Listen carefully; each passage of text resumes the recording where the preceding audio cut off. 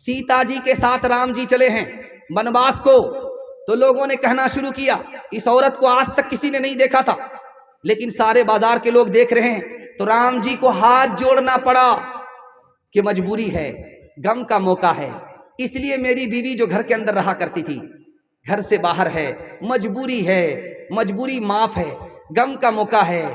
इस वक्त लोग बाहर निकल जाते हैं, अगर ऐसी मजबूरी नहीं होती, गम का मौका नहीं होता कि यह औरत जो पर्दे में रहने वाली थी कभी पर्दे से बाहर नहीं होती। लक्ष्मण जी देवर हैं, सीता जी भाभी हैं।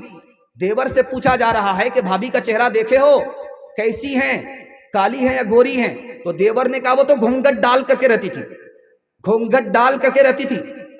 रास्ता चलते हुए मैंने साथ रहते हुए पैर तो देखा है, चेहरा नहीं देखा।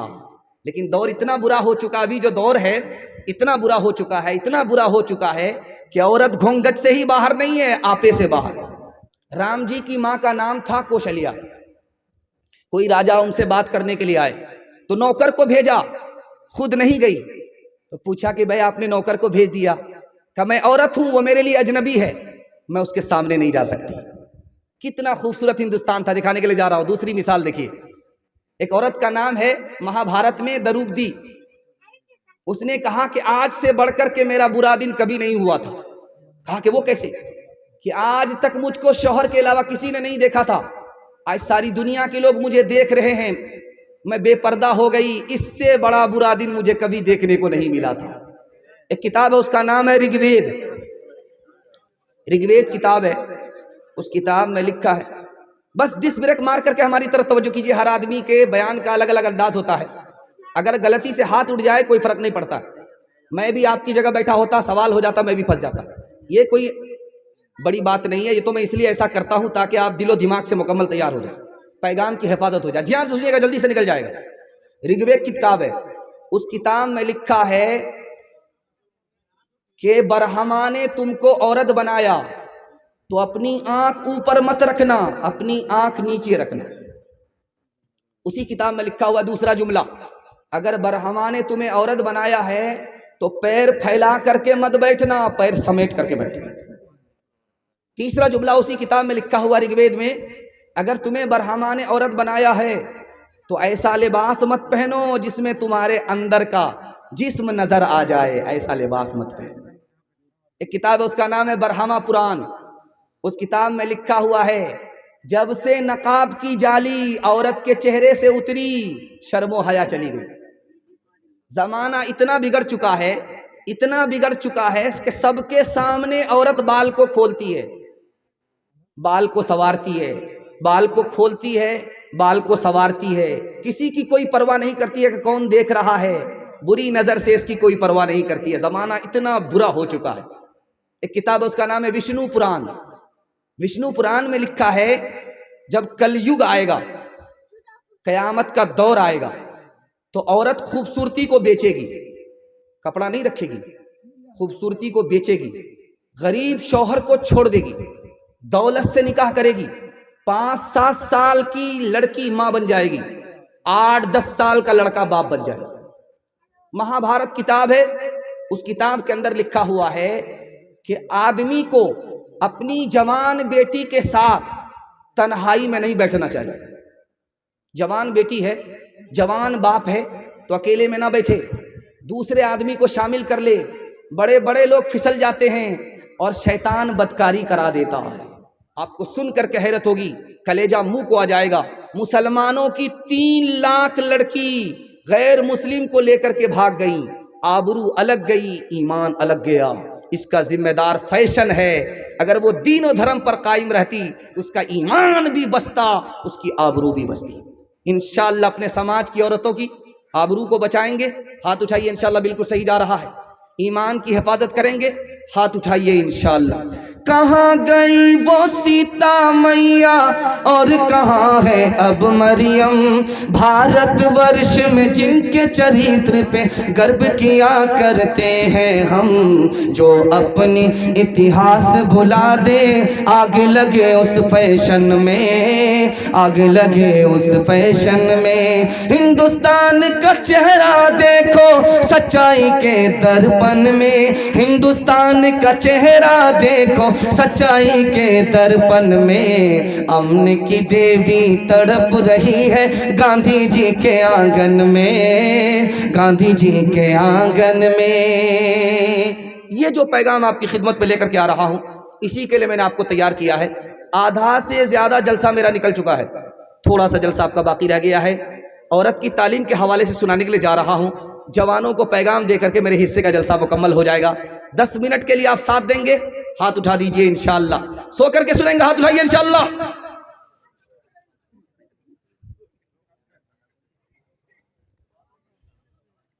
देखिए, मर्दों को पढ़ना लिखना जरूरी है, ये तो हमको समझ में आता है, लेकिन औरत को पढ़ना लिखना जरूरी क्यों है? जिस तरह मर्द मुसलमान होते हैं उसी तरह औरत भी मुसलमान होती है, इसलिए पढ़ना लिखना जरूरी है औरत के लिए भी। जिस तरह मर्द इंसान है उसी तरह औरत भी इंसान है। इंसानियत पर आने के लिए औरत को पढ़ना लिखना जरूरी है। एक खास बात बता रहा हूं, जरा ध्यान से सुनिएगा इसको। औरत का दीन मुकम्मल नहीं है, औरत की अकल मुकम्मल नहीं है। हदीस के मुताबिक उसका दीन मुकम्मल नहीं, उसकी अकल मुकम्मल नहीं। दीन कैसे मुकम्मल होगा? इल्म के साथ। दीन कैसे मुकम्मल होगा? इल्म के बगैर नहीं। अकल कैसे मुकम्मल होगी? इल्म के साथ। इसलिए औरत को मर्द से ज्यादा इल्म हासिल करना जरूरी है। एक बात याद रखिए, हमारी 2 तरह की बेटी होती है। एक बेटी वो होती है जिसको घर में ही रहना, घर से निकलना है, घर में रहना है, कहीं बाहर नहीं जाना है। इसको ज्यादा पढ़ाने लिखाने की जरूरत नहीं है, कुरान पढ़ा दीजिए, उर्दू पढ़ा दीजिए, दीनियात पढ़ा दीजिए, काफी है। लेकिन जिस लड़की को घर से बाहर निकलना है, तिजारत करनी है पर्दे के साथ, नौकरी करनी है पर्दे के साथ, उस लड़की को डिग्री दिलाना जरूरी है। एक खास बात याद रखिए, मैं आलिम हूं, मर्द हूं, औरत को तालीम करूंगा, औरत को पढ़ने की जरूरत नहीं है, ये गलत है। एक मर्द आलिम सारी औरत के लिए काफी नहीं है, क्योंकि चाहे आलिम हो, आलिम से भी औरत को पर्दा है। पर्दे में बहुत सारी बात औरत नहीं पूछ सकती। दूसरी बात, एक घर में सारे लोग आलिम होते नहीं हैं, इसलिए औरत का आलिमा होना जरूरी है। और कभी ऐसा होता है कि लड़का भी एक जगह पढ़ रहा है, लड़की भी एक जगह पढ़ रही है। ध्यान से इसको सुनिएगा। लड़का लड़की अगर एक जगह पढ़े, सर सैयद अहमद खान ने कहा, लड़की आवारा होगी, लड़की बदचलन होगी एक जगह पढ़ने की वजह से। अच्छा, हदीस में आता है, ध्यान से सुनिएगा जो सुनाने के लिए जा रहा हूं, बहुत ध्यान से इसको सुनिएगा। आपका लड़का 12 साल का है, उसको मां के साथ आप नहीं सुला सकते, उसका बिस्तर अलग कर दीजिए। आपकी लड़की 9 साल की है, उसको बाप अपने बिस्तर में एक साथ नहीं सुला सकता, उसका बिस्तर अलग। यहां पर देखिए कि एक ही माँ बाप हैं, एक ही माँ बाप की औलाद है। लड़की की उम्र 9 साल हो गई, बाप के साथ नहीं सो सकती। लड़का की उम्र 12 साल हो गई, लड़का मां के साथ नहीं सो सकता। बहुत जबरदस्त फितना होता है। इसी तरह से अगर 9 साल की लड़की 12 साल का लड़का एक मकतब में पढ़े, फितना होगा, लड़की आवारा होगी। हाथ जोड़ करके आप लोगों से कहता हूं, 9 साल की लड़की को मकतब में मत भेजिए, 12 साल के लड़के को, 9 साल की लड़की को एक साथ मकतब में मत पढ़ाइए। दोनों के लिए अलग इंतजाम कीजिए, लड़का का मकतब अलग, लड़की का मदरसा अलग। एक मिसाल पर पैगाम खत्म कर रहा हूं, जरा ध्यान से सुनिएगा इसको। लड़की जा रही थी रास्ते से, एक मन चला उसको छेड़ता है, ज़य्यन्ना हालिन नाज़रीन, कुरान की आयत पढ़ करके कि देखने की चीज तो ये है जो सड़क से गुजर रही है। तो लड़की कितनी पढ़ी लिखी थी, नौकरानी थी, लेकिन इल्म से नौकर नहीं थी, इल्म से और हुनर से माला माल थी। उसने जवाब दिया कुरान से ही, हफिज़नाहा लिन्नाज़रीन, ताक झांक करने वाले शैतान, शैतान से अल्लाह की पनाह। लड़का तीसरी आयत पढ़ता है, नुरीदु अन नअकुल मिनहा व तत्मइन्न कुलूबुना, हम तुमसे फायदा उठाना चाहते हैं। तो लड़की ने चौथी आयत पढ़ी, लन तनालुल बिर्र हत्ता तुनफिकू मिम्मा तुहिब्बून, बगैर निकाह के, बगैर महर के हमसे फायदा नहीं उठा सकते। तो लड़के ने अगली आयत पढ़ी, वल्लज़ीन ला यजिदून निकाहा, मेरे पास तो निकाह का सामान ही नहीं है। तो लड़की ने अगली आयत पढ़ी, उलाइका नहा मुबदून, फिर खड़े खड़े क्या देखते हो, चलो दूर हटो। तो लड़के ने खिसिया करके लड़की को बद्दुआ किया, लानतुल्लाहि अलैक, कुरान की आयत पढ़ दिया, अल्लाह की लानत तुम्हारे ऊपर हो, अल्लाह की मार तुम्हारे ऊपर। और लड़की उससे ज्यादा पढ़ी लिखी थी। उसने उसका जवाब दिया, लिज़्ज़करी मिस्लु हज़्ज़िल उनसेन, मेरे ऊपर तो सिंगल लानत है, तुम्हारे ऊपर डबल डबल अल्लाह की लानत हो। तालीम औरतों को भी देनी जरूर है, देनी जरूर है। लड़की जो बेपढ़ी हो तो वो बेशूर है, बेशूर है। हुस्ने मुआशरत में सरासर फतूर है, और इसमें वालिदैन का बेशक कसूर है, बेशक कसूर है। नौजवानों के हवाले से दो पैगाम। नौजवान सुनने के लिए तैयार है? दोनों हाथ उठाइए इंशाअल्लाह। बूढ़े लोग गलती से हाथ मत उठाइएगा। आप लोग इस दुनिया में जवान होने वाले नहीं। जलसे में 100 बार भी दुआ होगी फिर भी आप जवान नहीं होंगे। जन्नत में अल्लाह आपको जवान फरमाएगा। ध्यान से सुनिएगा, जल्दी से निकल जाएगा। हजरत हुसैन बैठे हुए, एक देहाती आया, उसने कहा कि मैं आपसे कुछ लेने के लिए आया हूं, कि मेरे सवाल का जवाब दो तो पूरी थैली मिलेगी, अगर पूरा जवाब नहीं दिया तो थोड़ी थैली मिलेगी। जवाब दो मेरे सवाल का। साइल आया है भीख मांगने के लिए। हजरत हुसैन भीख देने वाले सवाल कर रहे हैं कि बताओ सबसे अफजल अमल कौन सा है, नजात कैसे मिलेगी, आदमी खूबसूरत कैसे होता है। उसने फटाफट जवाब दिया कि सबसे अफजल अमल अल्लाह पर ईमान। नजात कैसे मिलेगी? अल्लाह पर भरोसा कर लो। आदमी को खूबसूरत कौन सी चीज बनाती है? या तो माल बनाता है या तो इल्म आदमी को खूबसूरत बनाता है। अगर आदमी काला पैदा हुआ, बदसूरत पैदा हुआ, अब क्या करे उसके लिए? एक बच्चा बदसूरत पैदा हुआ था, आप देखेंगे माँ की मोहब्बत को, कि जिसका बेटा काला होता है उसको 72 मरतबा साबुन लगाती है कि किसी तरह गोरा हो जाए। लेकिन साबुन तो काला हो जाता है, लेकिन वो कालिया गोरा नहीं होता। लेकिन उस काले को वो चांद समझती है, उसकी मोहब्बत है। बेटा बदसूरत है, कोई खातिमा नहीं ले रहा है। माँ ने नसीहत किया कि बेटा बदसूरत हो, तुमको कोई कुर्सी नहीं देगा। बेटा एक काम करो, लोग तुमको तरत्ती पर उठाएंगे, कुर्सी पर बिठाएंगे, तुम्हारी जूतियां सीधी करेंगे। तो बेटे ने कहा अम्मा बताओ।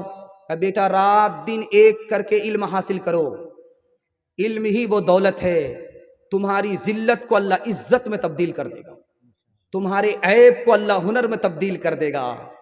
बेटे ने मां की नसीहत को कबूल किया, अमल के कान से सुना, रात दिन एक करके मक्का का काजी बन गया। एक बात याद रखिए, आपका छोटा छोटा बच्चा है, आप उसको अच्छा कपड़ा पहना देते हैं, भूल जाएगा, आपका एहसान नहीं मानेगा। आप उसको अच्छा खाना खिलाते हैं, एहसान मानेगा, भूल जाएगा। आप उसके लिए अच्छा मकान बनाते हैं, वो भूल जाएगा। आप उसके लिए ज़मीन खरीदते हैं, कोई एहसान नहीं मानेगा। आप जाहिल रहे कोई फ़र्क नहीं पड़ता, आप अपने बच्चे को पढ़ा दीजिए, ज़िंदगी भर आपके एहसान को याद रखेगा। एक बात याद रखिए, ये जो आप सुनते हैं हीरा हीरा, हीरा कहाँ होता है? ज़मीन के नीचे के अंदर गड़ा होता है। वो हीरा सोना चांदी से ज़्यादा कीमती कैसे बनता है? उसको चमकाना पड़ता है, उसके कोने बराबर करने पड़ते हैं, और इसका ख्याल रखना पड़ता है कि वो चटक न जाए, इसलिए सोना कीमती होता है। आपको किसान के तरह 4 काम करने पड़ेंगे, आपके बच्चे को अल्लाह हीरा बना देगा। किसान का सबसे पहला काम जानते हैं क्या होता है? किसान सबसे पहला काम करता है, खेत तैयार करता है, चाष करता है, समार करता है, चौकी देता है, बिल्कुल खेत को हलवा बनाता है। ये खेत मिसाल है माँ की। माँ जितनी अच्छी होगी उसकी गोद का बच्चा उतना अच्छा होगा। उसके बाद किसान दूसरा काम क्या करता है? बीज डालता है, मकई का बीज डालता है, गेहूं का बीज डालता है। ये बीज मिसाल है बाप की। बाप जितना पढ़ा लिखा होगा, बाप जितना नेक होगा, उसका बच्चा उतना नेक होगा। तीसरा काम किसान क्या करता है?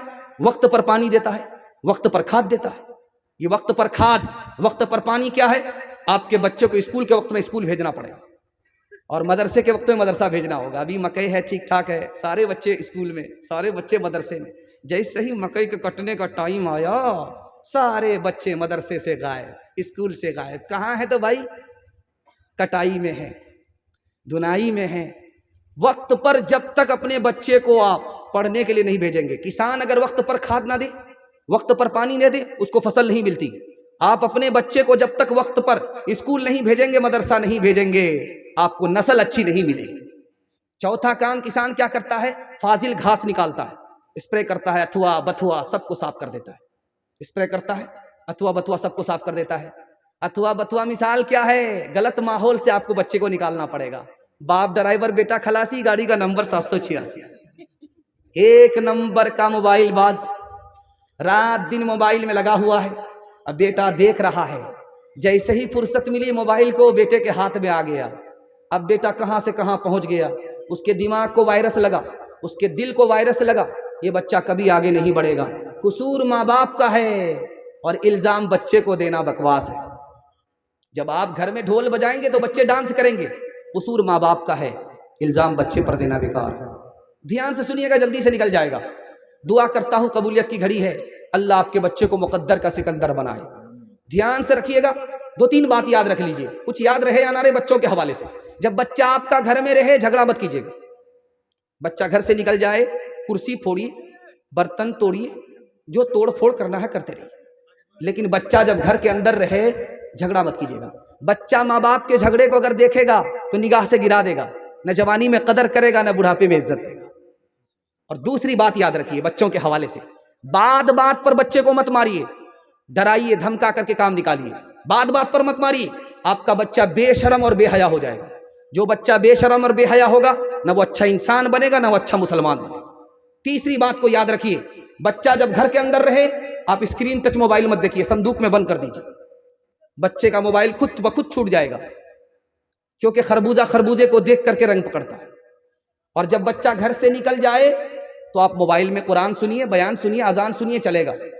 आप अपने बच्चे को सिर्फ मोबाइल से बचा लीजिए, मैं गारंटी लेता हूं आपका बच्चा मुकद्दर का सिकंदर होगा। आप खुशनसीब बाप होंगे कि आपका बच्चा दीन दुनिया दोनों की भलाई से माला माल होगा। ध्यान से सुनिएगा, हकीम जालिनूस बहुत बड़ा हकीम गुजरा है, ईसा अलैहिस्सलाम के दौर का हकीम है। उससे पूछा गया कि इतने बड़े हकीम आप कैसे बने? कहा, मेरे दोस्तों ने जितना पैसा शराब में बर्बाद किया, मैंने उससे ज्यादा पैसा चिराग के तेल में बर्बाद किया, इसलिए मैं इतना बड़ा हो गया। अब वो कहीं के नहीं रहे। लुकमान हकीम से पूछा, आप इतने बड़े आदमी कैसे बने? कहा, मैंने नाबीना को देखा, वो फूक फूक करके कदम रखता है, टटोलता है पहले, तो मैंने हर काम करने से पहले अंजाम को सोचा, इसलिए मैं इतना बड़ा आदमी बन गया। इमाम गजाली से पूछा, आप इतने बड़े आलिम कैसे बन गए? जो चीज मुझे मालूम नहीं थी वो मैंने हासिल किया, इल्म ने मुझको इतना बड़ा कर दिया। हसन बसरी ताबई हैं, उनसे पूछा कि आप इतने बड़े कैसे हो गए? कहा कि मैं 2 साथी से इल्म हासिल करता था, उनके पास इल्म कम था, मेरे पास इल्म ज्यादा था, इसलिए अल्लाह ने मेरा रुतबा बड़ा कर दिया। ध्यान से सुनिएगा, रात का वक्त था, बादशाह ने ख्वाब में देखा कि मेरे सारे दांत गिर गए। बादशाह ने देखा है रात में ख्वाब कि मुंह के सारे दांत गिर गए। जो कम पढ़ा लिखा आदमी था वो आया, उसने कहा कि बादशाह सलामत, आपका ख्वाब अच्छा नहीं है, ये जो मुंह के सारे दांत गिर गए हैं, इसकी ताबीर ये है कि पूरा खानदान आपके सामने हलाक हो जाएगा। बोला, इस मनहूस को जेल में डालो, ये कौन सी खबर सुना रहा नालायक कहीं का। दूसरा आदमी जो सबसे ज्यादा पढ़ा लिखा था उसको बुलाया, कहा कि बताओ कि मेरे मुंह से दांत गिर गए, मैंने ख्वाब देखा, क्या मतलब? कहा, हुजूर ख्वाब बहुत अच्छा है। कहा कि वो कैसे? कहा, पूरे खानदान में आपकी उम्र सबसे ज्यादा होगी, बात गर्चे बेसलीका हो कलीम, बात करने का सलीका चाहिए। इंशाअल्लाह पेट पर पत्थर रख करके, सर पे कफन बांध करके, औकात को दाव पे लगा करके खुद जाहिल रहेंगे, अपने बच्चे को जाहिल नहीं रखेंगे। हाथ उठाइए इंशाअल्लाह। बहुत खूबसूरत, बड़ा अच्छा माहौल है। खुदा तुझे किसी तोहफा से आशना कर दे कि तेरे बहर की मौजों में इज़्तिराब नहीं, तुझे किताब से मुमकिन नहीं फराग के तो किताब ख़्वाह मगर साहिबे किताब नहीं। जवानों का आखिरी पैगाम सुना रहा हूँ, जवान लोग तैयार हो जाइए, आखिरी पैगाम 3 मिनट के सुनने के लिए। आप लोग तैयार हैं? ध्यान से सुनिएगा। इंशाअल्लाह हमारा जवान टिकट कटाएगा दिल्ली में पठान देखने के लिए, हाथ उठाइए इंशाअल्लाह। खैर वोटर लिस्ट में नाम नहीं आया, चलेगा, बाईपास चला गया वो। ध्यान से सुनिएगा, हमारा जवान दारू क्यों पीता है? एक एक जुमले को जरा नोट कीजिएगा, मैं वजह बताने के लिए जा रहा हूं। हमारा जवान क्यों दारू पीता है? पहली वजह क्या है? बाप दादा को देखा दारू पीते हो, इसलिए उसकी मीरास को ढो रहा है। मेरा बाप पीता था तो मैं क्यों नहीं पीऊंगा, मेरा दादा पीता था, ये मीरास मेरे घर में आई है बाप दादा से, उस मीरास को ढो रहा है। अब गौर कीजिए कि आप अपनी आदत को बदलिए, वरना कल आपकी औलाद आपकी आदत पर आ जाएगी। आप दारू पीते थे, आपकी औलाद भी दारू पिएगी। तो पहली वजह हमारा जवान दारू क्यों पी रहा है, बाप दादा को दारू पीते हुए देखा। दूसरी वजह बताने के लिए जा रहा हूं, हमारा जवान दारू क्यों पी रहा है, माहौल ही गलत है, उल्टा सीधा लोगों के साथ बैठ रहा है, उल्टे सीधे माहौल में है, इसलिए दारू पी रहा है। तीसरी वजह दारू क्यों पी रहा है कि थका हुआ है, काम करते करते थक गया, उसको यह एहसास है कि दारू पी लेंगे थकावट दूर हो जाएगी, थकावट दूर करने के लिए दारू पी रहा है। चौथी वजह वो ये समझता है कि मैं अभी बेचैन हूं, दारू पी लूंगा तो मुझको सुकून मिलेगा, सुकून के लिए दारू पीता है।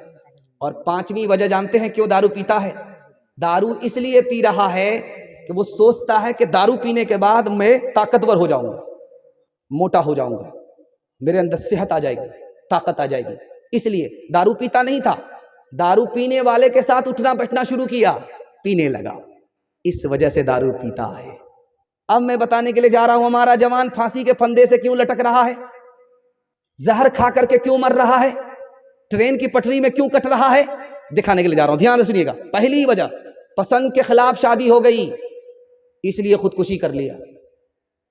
लड़की ने धोखा दे दिया, जिससे इश्क करता था, व्हाट्सएप की लड़की बड़ी मुश्किल से ढूंढ करके लाया था, जेब काट करके चली गई, ये धोबी का गधा, ना घर का रहा ना घाट का रहा, अब उसके चक्कर में इसने खुदकुशी कर लिया। तीसरी वजह बेरोजगार है, माली परेशानी ने, जेब में पैसा नहीं है, खुदा के खजाने पर भरोसा नहीं, खुदकुशी कर लिया। चौथी वजह मायूस है जिंदगी से, डॉक्टर मरीज से मायूस नहीं होता, हमारा जवान मायूस हो गया, इसलिए खुदकुशी कर रहा है। तीसरी वजह बताने के लिए जा रहा हूं, बहुत ध्यान से सुनिएगा। 49% जवान कमर में हथियार लेकर के चलता है, 28% जवान चोरी डकैती करता है, 21% जवान चोरी डकैती करते हुए पुलिस को धोखा देता है। जानते हैं किस वजह से, फिल्म देखने की वजह से। फिल्म में देखा कि चोरी डकैती कैसे होती है, फिल्म में देखा यार बड़ी बड़ी गाड़ी है, बड़ा बड़ा बंगला है, माला माल तो यही लोग हैं, कंगाल तो हम ही हैं, चोरी डकैती पर आ गया। फिल्म से देखा कि चोरी डकैती कैसे होती है, वहां से सीख लिया, चोर डकैत बन गया, जेल जा रहा है, कभी पुलिस को चकमा दे रहा है, गलत रास्ते पर चला गया। हमारे जवान को तरक्की क्यों नहीं है, अब ध्यान से सुनिए, इल्म भी नहीं है, हुनर भी नहीं है, उस्मान अली को जानता भी नहीं है, इसलिए न दुनिया में तरक्की है न दीन में तरक्की है। हमारे जवानों को अल्लाह ने ऐसा नवाजा है, बिहार के जवानों को, लोग कहते हैं कि आईएएस अफसर सबसे ज्यादा बिहार के लोग बनते हैं, आईएएस अफसर सबसे ज्यादा लोग बिहार के बनते हैं, बिहार के लोगों में टैलेंट बहुत है, लेकिन जवानों का हाल क्या है कि शेर का बच्चा बकरी के रेवड़ में पहुंच गया तो समझता कि मैं बकरी ही हूं, शेर नहीं हूं। जवानों के लिए मैं आपको बताने के लिए जा रहा हूं, आप किस तरह जिंदगी गुजारेंगे, एक लाइन में फॉर्मूला देने के लिए जा रहा हूं। हर काम अपने वक्त में अच्छी लगती है, आप पढ़ाई के वक्त में पढ़ाई कीजिए, शादी के वक्त में शादी होगी, पढ़ाई के वक्त में अगर शादी करेंगे तब तो गए, शादी के वक्त में अगर पढ़ाई करेंगे तब तो गए। हर चीज अपने वक्त में अच्छी लगती है, पढ़ाई के वक्त में पढ़ाई, शादी के वक्त में शादी। अरे आप पढ़ाई तो कर लीजिए, टोकरी टोकरी लड़की आ जाएगी, दुनिया भर की दौलत आपके कदमों में आ जाएगी, पहले तो आप लगाम को अपने हाथ में हासिल कर लीजिए, इंशाअल्लाह अल्लाह इज्जत की चोटी पर पहुंचा देगा। हर काम अपने वक्त में अच्छी लगती है, पढ़ाई के वक्त में पढ़ाई, शादी के वक्त में शादी। जवान के लिए दो ही रास्ते हैं, यूसुफ अलैहिस्सलाम का रास्ता पकड़े या यूसुफ के भाई का रास्ता पकड़े। यूसुफ ने कौन सा रास्ता इख्तियार किया, जिना नहीं किया, शराब नहीं पी, गलत रास्ते पर नहीं गए, तो अल्लाह ने कहां से कहां उठाया, फर्श से उठाया, अर्श पर पहुंचाया। 90 साल के लिए मिस्र की हुकूमत अल्लाह ने अता फरमा दिया। हमारे जवानों को किसका रास्ता इख्तियार करना, किनका, हजरत यूसुफ अलैहिस्सलाम का। इंशाअल्लाह जिना नहीं करेंगे, जिना की तरफ नहीं जाएंगे। दूसरा रास्ता कौन सा है, यूसुफ के भाइयों का, तौबा की उम्मीद पर गुनाह करते जा रहे हैं, तौबा की उम्मीद पर गुनाह करते जा रहे हैं, कल तौबा कर लेंगे, कल सुधर जाएंगे, जलीलो खार हो गए। अल्लाह ने इज्जत की चोटी से जिल्लत की पस्ती में डाल दिया। हम हाथ जोड़ करके अपने जवानों से कहते हैं, आप दारू को छोड़ दीजिए, आप जुआ छोड़ दीजिए, आप गलत माहौल में जाना छोड़ दीजिए, पढ़ करके दिखाइए, अल्लाह आपको 1 साल में 10 साल के बराबर तरक्की देगा इंशाअल्लाह। मेरे वादे पर आप अमल करेंगे? हाथ उठा दीजिए इंशाअल्लाह। जवानों को जरा परवाह नहीं बेएतदाली की, जवानों को जरा परवाह नहीं बेएतदाली की, बुढ़ापे में नतीजे इसके ये नादान देखेंगे। तेरी दीवानगी पर तरस आता है मुझे अकबर, कोई दिन वो भी होगा हम तुझे इंसान देखेंगे, कोई दिन वो भी होगा हम तुझे इंसान देखेंगे। जलसा मुकम्मल हो गया। एक फिल्म आई थी उसका नाम है देवदास। एक फिल्म आई थी उसका नाम था मेरा नाम मोहब्बत है। देवदास जब फिल्म आई तो उसका पहला हीरो था मोतीलाल, उसका जो दूसरा हीरो था उसका नाम था दिलीप कुमार। उस फिल्म को देखने की वजह से 34 नौजवानों ने खुदकुशी किया। मेरा नाम मोहब्बत है ये फिल्म पाकिस्तान में रिलीज हुई, उसको देख करके कराची में एक जोड़ा मियां बीवी के साथ खुदकुशी किया और चीन में एक जोड़ा मियां बीवी के साथ खुदकुशी किया। अब इंसाफ से बताइए, दिल पर हाथ रख करके बताइए, वो जोड़ा जो फिल्म देख करके मरा उसका अंजाम क्या होगा? इसलिए मैं हाथ जोड़ करके आपसे कहता हूं कि इंसान को ये फिल्म कहां ले जा रही है आपको अंदाजा नहीं है। एक मिसाल पर पैगाम खत्म कर रहा हूं। बेटी से बाप पूछ रहा है तू गैर मुस्लिम लड़की से निकाह क्यों करना चाहती है? गैर मुस्लिम लड़के से क्यों निकाह करना चाहती है? लड़की है हिंदुस्तान की, लड़का है बांग्लादेश में, लड़का गैर मुस्लिम है, लड़की मुसलमान है। लड़की का बाप से कहना है कि मैं जो बांग्लादेश में लड़का गैर मुस्लिम है उससे निकाह करूंगी। तो बाप को बड़ी हैरत हुई, यार इस लड़की का ताल्लुक उस लड़का से कैसे हुआ? तो कहा नेट चला रही थी, गेट खुल गया, यहां का चक्कर वहां चल गया, आबरू अलग गई, ईमान अलग गया। देखिए फिल्म का नुकसान, आगे कुछ नहीं कहना है। ये छोटा मजमा है, 313 है। अगर यही बदल गया, सुन्नत पर आ गया, शरीयत पर आ गया, तो अल्लाह पूरे हिंदुस्तान को बदल देगा इंशाअल्लाह। फिल्मी दुनिया से हमारा कोई ताल्लुक नहीं होगा। एक अहले हदीस आलिम थे, उनका नाम था मौलाना गजनवी। वो एक रिसाला निकालते थे, उनका नाम था आबे हयात। उस रिसाले का नाम था आबे हयात। उस रिसाले में लिखा है कि लड़का भी व्हाट्सएप की लड़की को देख करके निकाह किया, लड़की भी लड़का को देख करके निकाह किया, माँ बाप की पसंद के खिलाफ निकाह किया, पसंद के मुताबिक नहीं किया, माँ बाप की पसंद के खिलाफ किया। दोनों ने मोहब्बत में शादी किया, फिर दोनों में झगड़ा हुआ, शादी खत्म हो गई, रिश्ता खत्म हो गया। तो उन्होंने इस किताब में लिखा है 2 वजह से रिश्ता खत्म हुआ। जिस वक्त लड़की लड़का से मोहब्बत करती है जोश में होती है, होश नहीं होता। जिस वक्त लड़का लड़की से मोहब्बत करता है जोश में होता, होश नहीं होता। लेकिन जब शादी के बाद जोश ठंडा हो जाता है तब समझ में आता है कि ये लड़की तो बड़ी बेवकूफ है। अब लड़की को समझ में आता है ये लड़का बड़ा बेवकूफ है। झगड़ा हुआ, रगड़ा हुआ, रिश्ता खत्म हो गया। दूसरी वजह उन्होंने लिखी है, लड़का 1 नंबर का फिल्मबाज था, लड़की 1 नंबर की फिल्मबाज थी। लड़का ने लड़की से इसलिए शादी किया कि 1 नंबर का हीरो होगा, और लड़की ने लड़का से इसलिए शादी किया कि 1 नंबर की हीरोइन होगी। जब दोनों करीब आए तो देखा कि ये तो उल्लू की पट्टी है। उसने सोचा ये तो उल्लू का पट्टा है। रगड़ा हुआ, झगड़ा हुआ, रिश्ता ही खत्म हो गया। इसलिए हाथ जोड़ करके कहता हूँ, माँ बाप जो शादी कराते हैं वो शादी बहुत मजबूत होती है। बाप की दाढ़ी जो सफ़ेद होती है धूप में सफ़ेद नहीं होती है, ये तजर्बे से होती है। इसलिए माँ बाप की पसंद के मुताबिक शादी कीजिए। व्हाट्सएप और फेसबुक की लड़की के पीछे मत जाइए, वो पाकिट मार होती है। वो उस लड़के को तलाश करती है जो पैसे वाला होता है, उससे निकाह कर लेती है, उसकी जायदाद की अकाउंट की मालिक हो जाती है, उसके बाद लात मार देती है। ये धोबी का गधा न घर का रहता है न घाट का रहता है। इंशाअल्लाह हमारा जवान नशा से बचेगा, फिल्म से बचेगा, जुआ से बचेगा। हाथ उठा दीजिए इंशाअल्लाह। गिलासों में जो डूबे फिर न उभरे जिंदगानी में, हजारों बह गए इन बोतलों के बंद पानी में। न कर बर्बाद अपनी जिंदगी बोतल के दीवाने, वो काटेगा बुढ़ापे में जो बोता है जवानी में। ये दारू का ये दारू का पियाला मौत का कड़वा पियाला है, मिला है जहर शरबत में, मिला है जहर शरबत में, छुपी है आग पानी में, मिला है जहर शरबत में, छुपी है आग पानी में।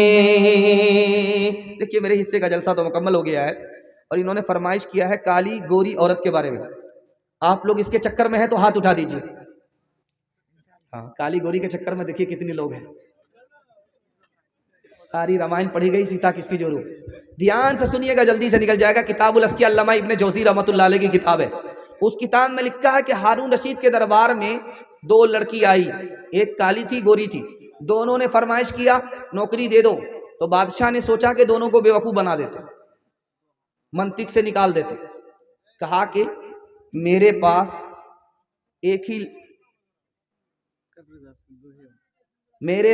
एक ही लड़की के लिए नौकरी है, दूसरी को मैं दे नहीं सकता। लेकिन मैं दोनों को नहीं दे सकता इसलिए कि किसी को नौकरी मिलेगी वो खुश हो जाएगी, किसी को नहीं मिलेगी उसका दिल टूट जाएगा, इसलिए मैं नौकरी दोनों को नहीं दूंगा। तो लड़की उससे ज़्यादा पढ़ी लिखी थी, बादशाह को फलसफे से फंसा लिया।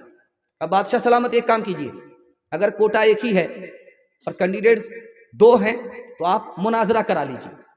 अगर काली गोरी लड़की साबित कर देगी तो उसको नौकरी दे दीजिए, अगर गोरी साबित कर देगी उसको नौकरी दे दीजिए। तो बादशाह फंस गया। अब गोरी लड़की ने साबित करना चाहा कि मैं गोरी हूं, मुझको काली पर फजीलत है, मैं काली से अच्छी हूं। उसने मिसरा कहा, मोती सफेद है कीमत है उसकी लाखों, और कोयला है काला पैसों में ढेर पाले। अल्लाह के नेक बंदों का मुंह सफेद होगा, और जो दोज़खी होंगे मुंह उनके होंगे काले। बादशाह सलामत मोती कोयला से बढ़कर के है, उसी तरह मैं गोरी हूँ काली से बढ़कर की हूँ। जन्नती गोरे होंगे, जहन्नमी काले होंगे, जहन्नमी से बढ़कर के जन्नती हैं, उसी तरह मैं गोरी हूँ काली से बढ़कर के हूँ। तो काली ने झट से कहा, है मुश्क नाफा काली कीमत में बेशगाली, रोई सफेद है पैसों में ढेर पाली। आँखों की पुतली काली है नूर का वो चश्मा, और आँखें की सफेदी है नूर से वो खाली। काली ने कहा कि बादशाह सलामत कस्तूरी काली होती है रूई से बढ़कर के, उसी तरह मैं काली हूँ, सीरत वाली हूँ, सूरत वाली से बढ़कर के। आँख की पुतली काली होती है, उसी में रोशनी होती है, उसी तरह मैं रोशनी हूँ, सीरत वाली हूँ, गोरी से बढ़कर के हूँ। तो गोरी ने सोचा अगर मैं खामोश रही, मुशायरा चल रहा है, तो काली बाजी ले जाएगी। उसने एक मिसरा कहा, कागज सफेद है कुरान पाक वाले। अभी वो दूसरा मिसरा क्या लगाती, झट से काली ने कहा, और उन पे जो लिखे हैं कुरान के हर्फ काले। बादशाह ने वजीर से कहा, क्या चल रहा है? कहा, हुजूर पहले तो औरत का झगड़ा चल रहा था, यहाँ से रगड़ा चल रहा। कहा, क्या करना चाहिए? कहा, बखेड़ा तो आप ही ने खड़ा किया है, थोड़ा सा सबर कर लीजिए, देखिए ऊंट किस करवट पे बैठता है। तो एक लड़की ने कहा, मीलाद का जो दिन है रोशन वो बिल यकीन है। हमारे नबी दिन में आए, दिन गोरा होता वैसे मैं गोरी हूँ, मुझे इस पर फजीलत है। तो झट से काली ने कहा, मेराज की जो शब है काली है या नहीं है। अब गोरी ने बड़े प्यार से बादशाह को खिताब किया है, मुखातब किया है कि बादशाह सलामत सर उठाइए, आसमान में चांद को देखिए, सूरज को देखिए, सितारे को देखिए, सब गोरे हैं। जैसे उनको फजीलत है वैसे मुझको फजीलत है। इंसाफ कीजिएगा, कुछ सोचिएगा प्यारे, सूरज सफेद रोशन तारे सफेद सारे। तो काली ने सोचा मैं खामोश रही तो मुकदमा हार जाऊंगी। उसने बादशाह से कहा, इंसाफ कीजिएगा, है आप अक्ल वाले, काला गिलाफ काबा हजरत बिलाल काले, कितना ऊंचा। बादशाह ने सर पकड़ लिया, वजीर से पूछा क्या करें? कहा हुजूर दोनों को नौकरी दे दीजिए, भलाई इसी में है, वरना क़यामत की सुबह तक मुशायरा जारी रहेगा। कितना ऊंचा कस, कितना ऊंचा आयशा का है मकाम, कितना ऊंचा आयशा का है मकाम, कितना ऊंचा आयशा का है मकाम। हश्र तक उन्हीं के घर पर है मोहम्मद का क़याम, हश्र तक उन्हीं के घर पर है मोहम्मद का क़याम। दुनिया में औरतों की कोई इज्जत नहीं रही, बेफातिमा सी अब कोई औरत नहीं रही।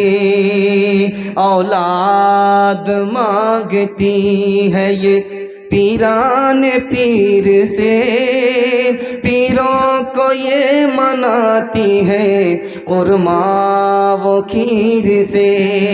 औलाद मांगती है ये पीरान पीर से, पीरों को ये मनाती है कुरमा वो खीर से। बिदअत तो घर में रह गई, सुन्नत नहीं रही, बेफातिमा सी अब कोई औरत नहीं रही। जलसा मुकम्मल हो गया।